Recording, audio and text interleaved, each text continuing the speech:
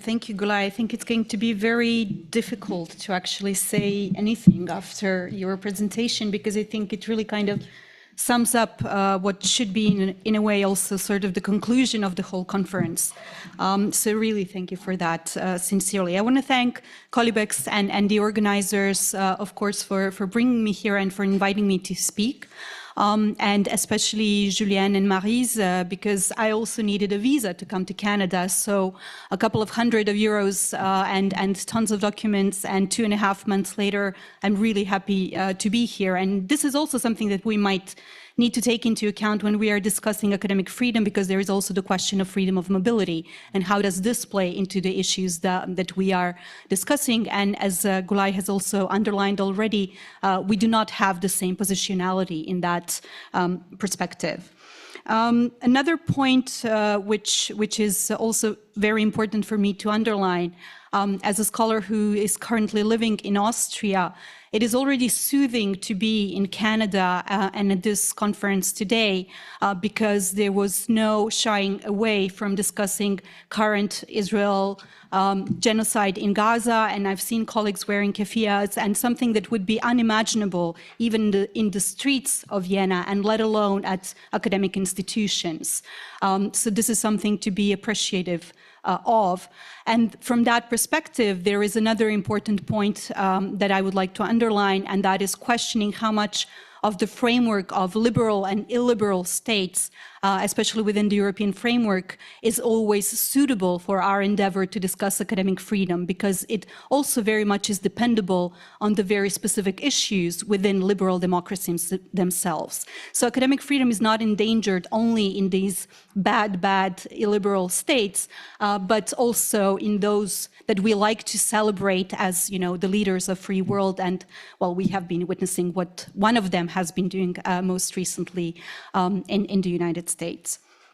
And that being said, I do have a PowerPoint presentation, which I don't see on the screen, but I have been given a very particular task, actually, that I was invited to talk about a project and initiative that was hosted by the Central European University from March 2021 till July 2023. And that is the Global Observatory on Academic Freedom, a project that was conceived by Professor Liviu Matei, who was at the time provost at the Central European University, and with a number of changes that happened at CEU by the time of the summer of 2023, the project ceased to exist as such. So it will be, in a way, a celebration of what has been achieved within those 2.5 years, but maybe also a lament that such initiatives, even in this world where we obviously seem to care about the issues about academic freedom, do not maybe always have structural possibilities to kind of continue and have some more continuity and possibilities to advance. And I don't know, how does this work? Okay. So the Global Observatory on Academic Freedom was really formed at the initiative of Liviu Matei, and its main idea was to try to do something different, to, on one side, really try to connect all the scholars who have expertise and interest in academic freedom, to try to publish serious, rigorous academic research on the topic, so going beyond these very important initiatives and NGOs, kind of solidarity networks, but to find more of a scholarly approach to the topics, but also to create the space of open discussions on academic freedom, and to try to define also what academic freedom means today in this world, because it was very clear that, especially within the European framework, everybody has a little bit of a different idea what actually academic freedom is. So it kind of poses a challenge to defend something that not necessarily the whole of academic community agrees what it is. And now I'm going backwards, sort of. It's symbolic going backwards on academic freedom. So with this idea in mind, the Global Observatory on Academic Freedom managed to gather a brilliant advisory board of renowned scholars who have been dealing with this topic. And we do have the honor of having Danielle Joly with us, who was actually the chairperson of the advisory board. We managed to establish cooperation and contacts with various organizations and initiatives. A research network on academic freedom has been established, which has been joined individually with researchers with interest in the topic, and actually has continued to exist, currently being hosted at the University of Leiden in the Netherlands. It organizes annually 2 to 3 seminars of scholars presenting their work on the topic, and it has a mailing list where scholars are exchanging their work and any events that might be of interest. We have had a possibility to actually host some student assistants, an intern, and Sophie is with us, which is really lovely to see because she did come all the way from Montreal to Vienna to spend 2 months with us working on a very important project that I will be talking a little bit later. We had one of the Threatened Scholars Initiative fellow, Dmitry Dubrovsky, joining us, and another PhD fellow, Marina Lakno. And without the support of the people from the advisory board and all these additional staff, none of the things that I will be presenting wouldn't have been possible within the Global Observatory on Academic Freedom. We have organized the Student Essays Contest on Academic Freedom, where we have actually managed to support 3 students, 2 of them PhD, 1 MA, to publish essays on the topic, and in that way we have engaged more of the student community, especially within the Central European University, but also wider at the European scale.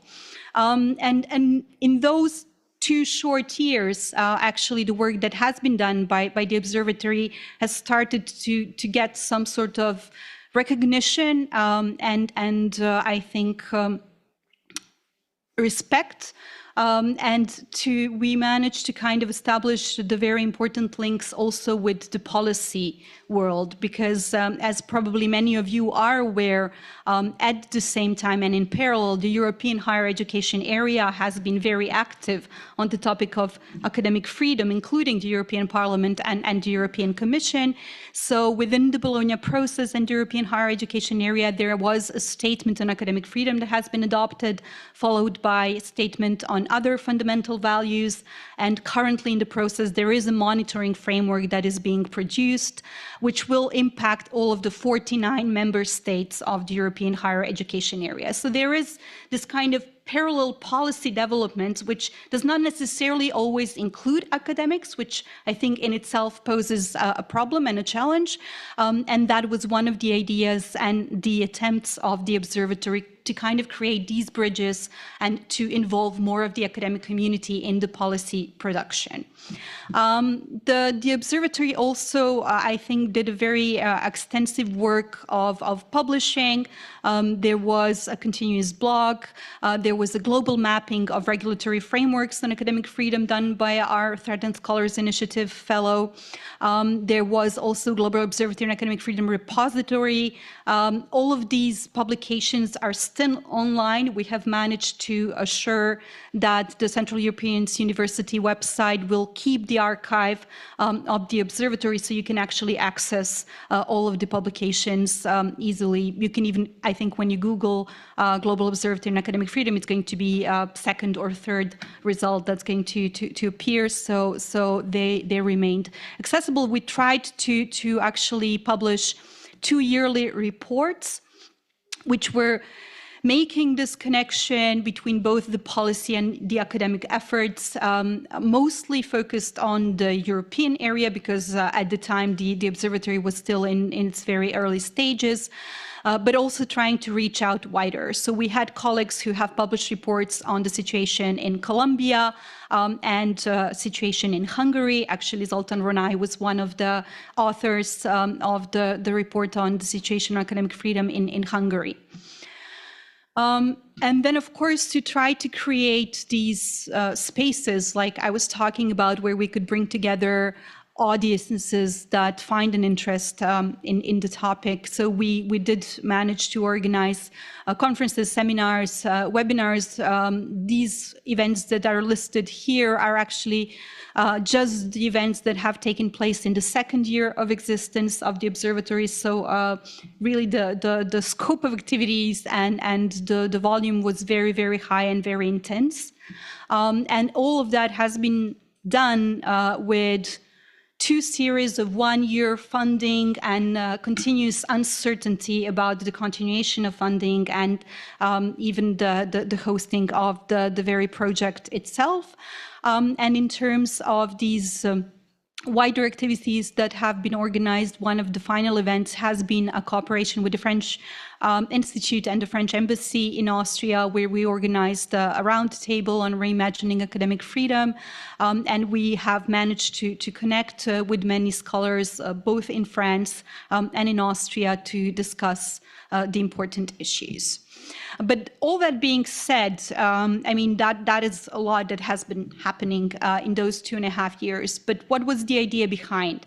As we could have all heard yesterday, I mean, there was already a number of brilliant initiatives and scholarly efforts in actually finding different ways to measure and quantify academic freedom. So the Academic Freedom Index, Professor Terence Karen was talking also about their research projects.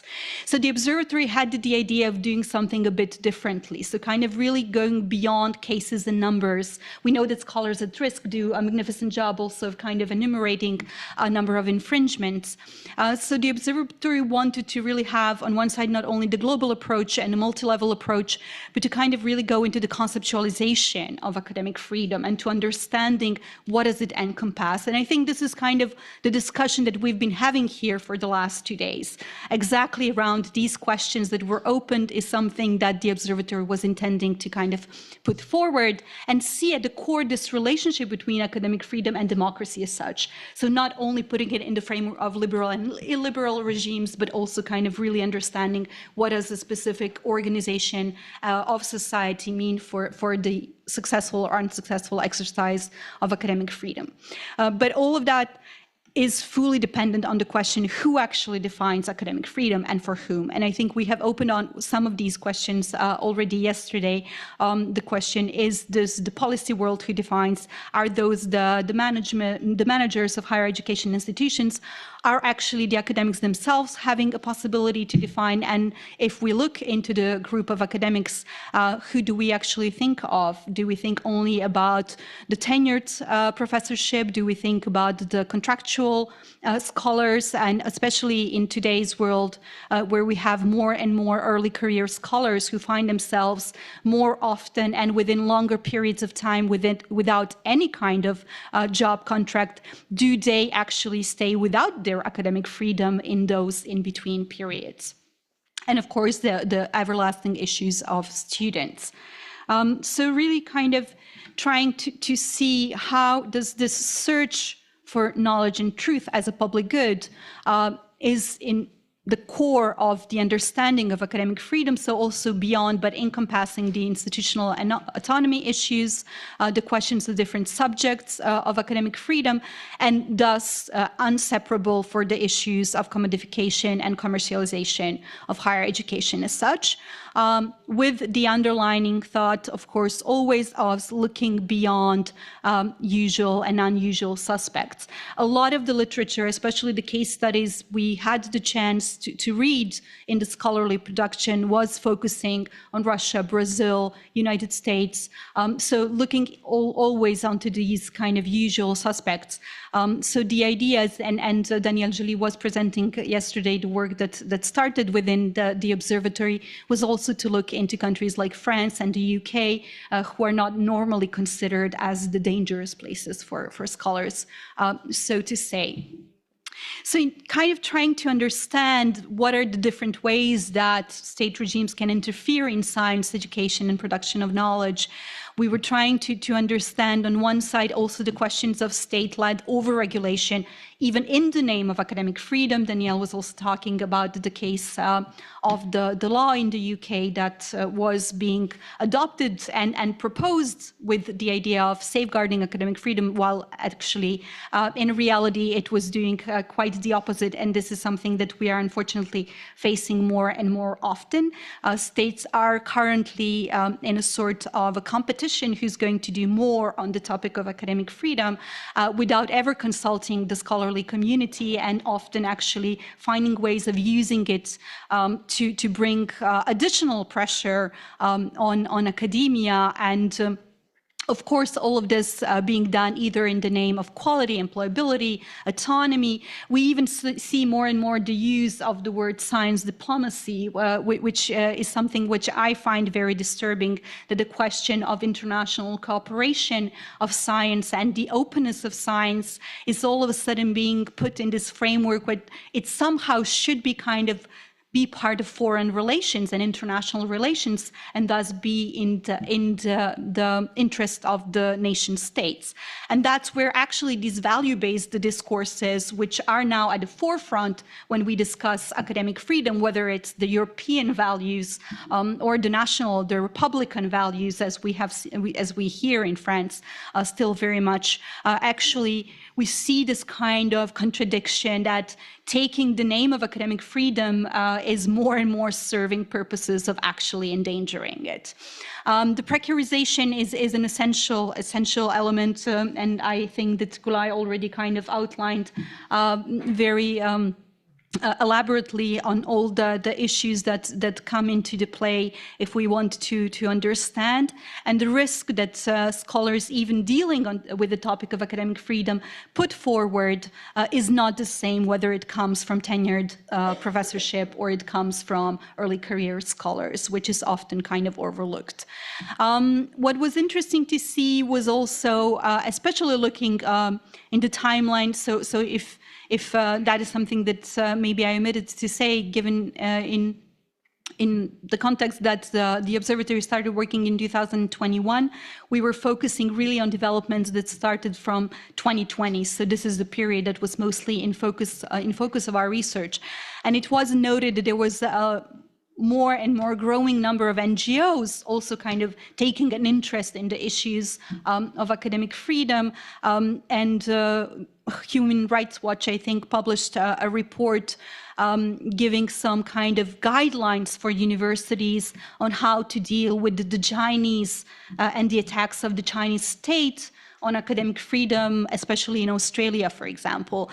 So we wanted to also kind of understand these relations where all of a sudden there is this kind of positionality of NGOs and external partners providing guidelines for the academic community on how to deal with academic freedom. And then, of course, something that was largely discussed yesterday, which comes to the fore under the names of cancel culture and the attacks within the academic community itself.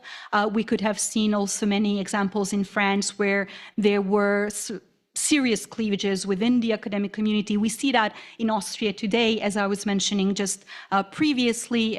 So a lot of self-censorship starting to be involved, also because of the pressures by our own peers and the impossibility to open certain topics within our environments itself. And then maybe just as a sort of a exercise that if the observatory would have the chance to continue with the intensity and volume and funding as it had previously, and also some of the topics that I believe would have been at the forefront of the interests for the current moment. Something that I still work on is the relationship between the neo-nationalism and academic freedom. So this whole discussion about the definition of the national, Republican, and European values, and how it kind of co-opts the idea of academic freedom within the mainstream discourses.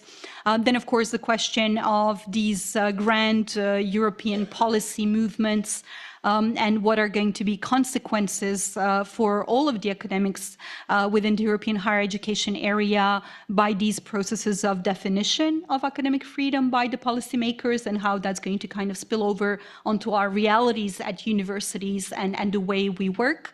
Of course, the issue of student academic freedom, which I think has been only mentioned, but maybe not sufficiently elaborated during the conference.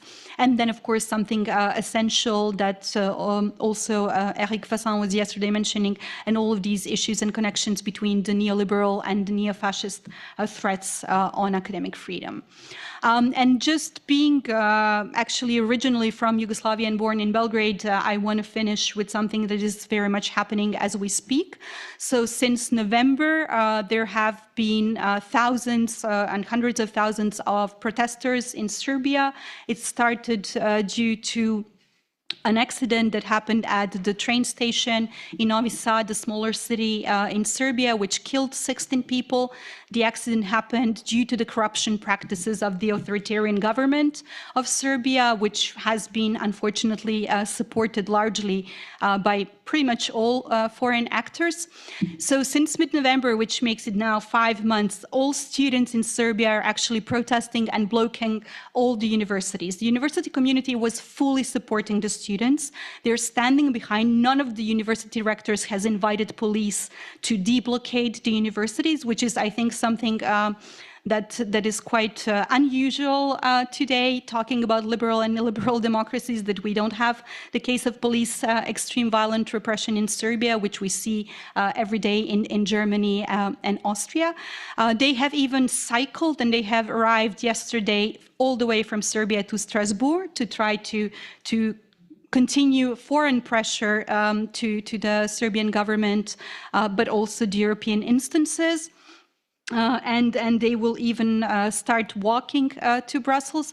Unfortunately, there was, on one side, lack of media attention to these events for a very, very long time. But even more so, there is an absolute lack of pressure from the European Union and the European instances, and largely in connection to some sort of agreements that has been made between Brussels and the current Serbian government, especially in the light of the need of lithium mining that has, unfortunately, very large reserves in Serbia. So it is a big question, what kind of issues are we opening here, and how do we make these very fluid borders, if any, between liberal and illiberal states when we discuss academic freedom? And what are these interrelations that Gulay also kind of opened between the colonial, neo-colonial structures of our world, and what is the impact on the work that we are even doing here today? Thank you very much.